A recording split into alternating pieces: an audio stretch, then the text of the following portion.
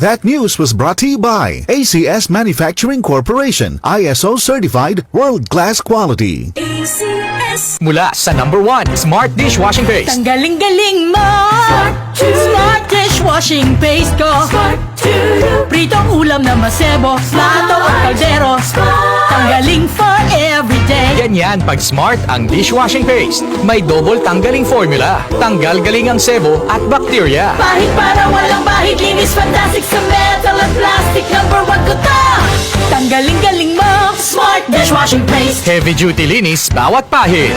Smart Dishwashing Paste, manufactured by ACS Manufacturing Corporation, ISO certified world-class quality. Hi, I'm Chef Jojo Javier. Mahalaga sa akin ang MX3, kaya parte ng aking routine ang pag-inom ng MX3 capsule. Ang kalusugan ay priority ko sa lahat. Masarap mabuhay nang walang inindang sakit sa katawan. Kailangan balanse ang food choices. Meron kang vegetables, meron kang fish and chicken. Plus, dinagdag ko ang MX3 capsules at MX3 coffee. Ganado ako magtrabaho dahil balanse ang aking lifestyle. And for me, life is sweeter with MX3. Ako po si Chef Jojo Javier. Bilib ako sa MX3 kaya ako ay umiinom ng MX3. Mahalagang paalala, ang MX3 ay hindi gamot at hindi dapat gamiting panggamot sa anumang uri ng sakit. ACS Kwarta Extravaganza. Congratulations kay Luisito Plameras na nanalo ng 100,000 pesos dito sa Tondo, Manila at sa 24 Grand Draw winners nationwide ng ACS Kwarta Extravaganza 2023. Hatid sa inyo ng ACS Manufacturing Corporation at RMN AM at IFM stations nationwide. Kwarta Extravaganza. ACS. Pagbasa sa 10 kabanata ng Aklat ni Juan, ang talinhaga tungkol sa pastol, talata 1 hanggang 42. Pakatandaan ninyo, ang pumapasok sa kulungan ng mga tupa nang hindi sa pinto nagdaraan kundi umaakyat sa di dapat pagdaanan ay magnanakaw at tulisan. Ang tunay na pastol ay sa pintuan nagdaraan. Pinapapasok siya ng gwardya at pinapakinggan ng mga tupa ang kanyang tinig. Tinatawag niya ang kanyang mga tupa sa kanilang pangalan at inilalabas sa kulungan. Kapag nailabas na, siya'y nangunguna sa kanila at sumusunod naman ang mga ito sapagkat kilala nila ang kanyang tinig. Hindi siya sumusunod sa iba kundi patakbong lumalayo sapagkat hindi nila kilala ang tinig ng iba. Sinabi ni Jesus, ang talinhagang ito, ngunit hindi nila nauunawaan ang ibig niyang sabihin. Kaya't muling sinabi ni Jesus, pakatandaan niyo, ako nga ang pintuang dinaraanan ng mga tupa. Ang mga nauna sa akin ay mga magnanakaw at mga tulisan, ngunit hindi sila pinapakinggan ng mga tupa. Ako ang pintuan. Ang sinumang pumapasok sa pamamagitan ko ay maliligtas. Papasok siya't lalabas at makakatagpo ng pastulan. Dumarating ang magnanakaw para lamang magnakaw, pumatay at manira. Naparito ako upang ang mga tupa ay magkaroon ng buhay, ng isang buhay na masagana at ganap. Ako ang mabuting pastol.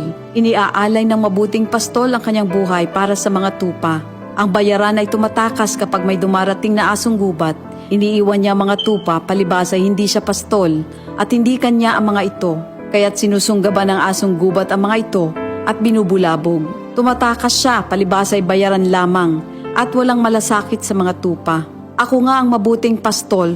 Kung paanong kilala ko ng Ama at siya kilala ko, gayon din naman kilala ko ang aking mga tupa at ako'y kilala nila. At iniaalay ko ang aking buhay para sa aking mga tupa. Mayroon akong iba pang mga tupa na wala pa sa kulungang ito. Kinakailangan sila'y ipasok ko rin at papakinggan naman nila ang aking tinig. Sa gayon magiging isa na lamang ang kawan at isa ang pastol. Dahil dito'y minamahal ako ng Ama sapagkat iniaalay ko ang aking buhay upang ito'y kunin kong muli. Walang makakakuha ng aking buhay kusa ko itong ibinibigay. Mayroon akong kapangyarihang ibigay ito at kuning muli. Ito ang utos na tinanggap ko sa aking Ama. Dahil sa mga pananalitang ito, hindi na naman nagkaisa ng palagay ang mga Hudyo. Marami sa kanila nagsabi, talagang sinasapian na ito ng demonyo at nababaliw. Bakit ba kayo nakikinig sa kanya? Sinabi naman ng iba, hindi nakakapagsalita ng gano'n ng isang sinasapian ng demonyo. Nakakapagpagaling ba ng bulag ang demonyo? Taglamig na noon at kasalukuyang ipinagdiriwang sa Jerusalem ang pista ng pagtatalaga ng templo. At habang naglalakad si Jesus sa templo, sa portiko ni Solomon, pinaligiran siya ng mga Hudyo at sinabi sa kanya, hanggang kailan mo ba kami ilalagay sa alanganin? Kung ikaw nga ang Kristo, sabihin mo na ng tuwiran. At sumagot si Jesus, sinabi ko na sa inyo, ngunit ayaw ninyong maniwala. Ang mga ginagawa ko sa pangalan ng aking ama ay nagpapatotoo tungkol sa akin. Ngunit ayaw niyong maniwala sapagkat hindi kayo kabilang sa aking mga tupa. Nakikinig sa akin ng aking mga tupa. Nakikilala ko sila. Sumusunod sila sa akin. Binibigyan ko sila ng buhay na walang hanggan.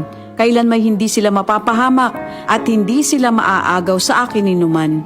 Ang aking ama na siyang nagbigay sa kanila, sa akin, ay lalong dakila sa lahat at hindi sila maaagaw ninuman sa aking ama. Ako at ang ama ay iisa. Ang mga pinuno ng mga Hudyo'y muling dumampot ng bato upang batuhin siya. Kaya't sinabi sa kanila ni Jesus, marami akong mabubuting gawang ipinakita sa inyo mula sa ama. Alin ba sa mga ito ang dahilan at ako'y inyong gustong batuhin? Sumagot ang mga pinuno ng mga Hudyo, hindi dahil sa mabubuting gawa kaya ka namin babatuhin, kundi dahil sa paglapastangan mo sa Diyos, sapagkat nagpapanggap kang Diyos, bagamat tao ka lamang. Tumugon si Jesus, di ba nasusulat sa inyong kautusan? Sinabi ko, mga Diyos kayo. Mga Diyos ang tawag ng kautusan sa mga pinagkatiwalaan ng salita ng Diyos at hindi maaaring ipawalang bisa ang sinasabi ng kasulatan. Ako'y pinili at isinugo ng Ama. Paano ninyo ngayon masasabing nilalapastangan ko ang Diyos? Dahil sa sinasabi kong ako ang anak ng Diyos? Kung hindi ko ginagawa ang mga pinapagawa ng aking Ama, huwag niyo akong paniwalaan. Ngunit kung ang ginagawa ko ay ang mga ito, paniwalaan ninyo ang aking mga gawa kung ayaw ninyong maniwala sa akin. Sa gayon matitiyak ninyong nasa akin ang Ama at ako'y nasa Kanya. Kaya tinangka naman nilang dakpin si Jesus ngunit siya'y nakaalis. Muling pumunta si Jesus sa ibayo ng Jordan sa pook na dating pinagbautismohan ni Juan. Habang naroroon siya'y maraming lumalapit sa Kanya. Sinasabi nila, si Juan ay walang ginawang himala, ngunit totoo ang lahat ng sinabi niya tungkol sa taong ito. At doon, maraming sumampalataya kay Jesus. Ito ang salita ng Diyos. DCXL News, ang himpilan ng RMN.